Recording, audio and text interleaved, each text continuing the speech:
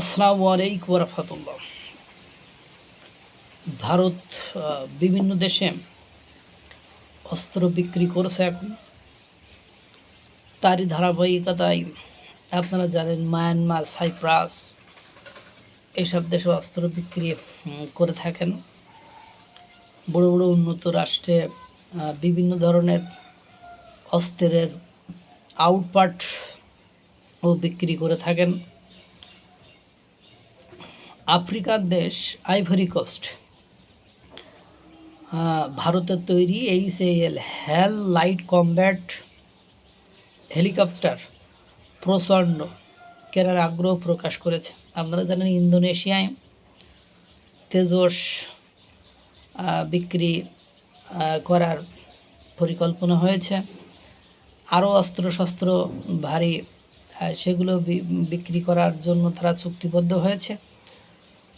প্রাপ্ত তথ্য অনুযায়ী দেশটি তাদের পুরো 4টি Mi-25 আক্রমণকারী হেলিকপ্টারের পরিবর্তে 6টি HAL LCAs সংগ্রহের বিষয়টি বিবেচনা করছে। HAL LCAs এর উল্লেখযোগ্য কিছু ক্যারেক্টারিস্টিক্স আছে, বৈশিষ্ট্য আছে। উচ্চ পার্বত্য এলাকায় যুদ্ধ পরিচালনার সক্ষমতা রয়েছে এটা। ট্যাঙ্ক বিধ্বংসী ও ইয়ার টু ইয়ার অস্ত্র বহনের সক্ষমতা রয়েছে। আধুনিক সেন্সর ও টার্গেটিং সিস্টেম আছে।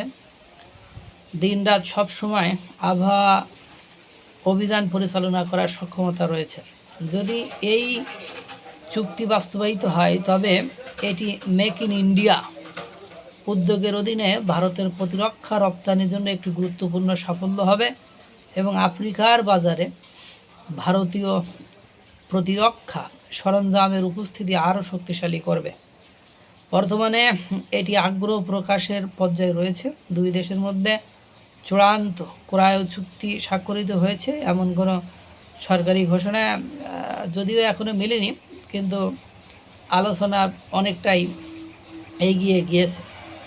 এবং আপনারা দেখেন ভারতের বিভিন্ন অংশে রাজ্যে পাহাড়ি অঞ্চল রয়েছে, সেগুলোকে যত সুন্দর করে ভারত হ্যান্ডেল করে রেখেছে অন্য কোনো রাষ্ট্র এত সুন্দর করে হ্যান্ডেল করে রাখতে পারে না। যেমন আপনি পাকিস্তানের কথা ভাবেন, বিদ্রোহীরা তাদের তছনছ করে ফেলছে, তাদের একেবারে লারে লাব্বা করে ফেলছে। তারা তাদের স্বাধীনতা সার্বভৌমত্ব নিয়ে হুমকির মধ্যে আছে। সেক্ষেত্রে ভারত এগুলো খুব পারফেক্টলি ম্যানেজ করে হ্যান্ডেল করে রাখছে, যদিও তার চতুর্দিকে শত্রুরা রয়েছে।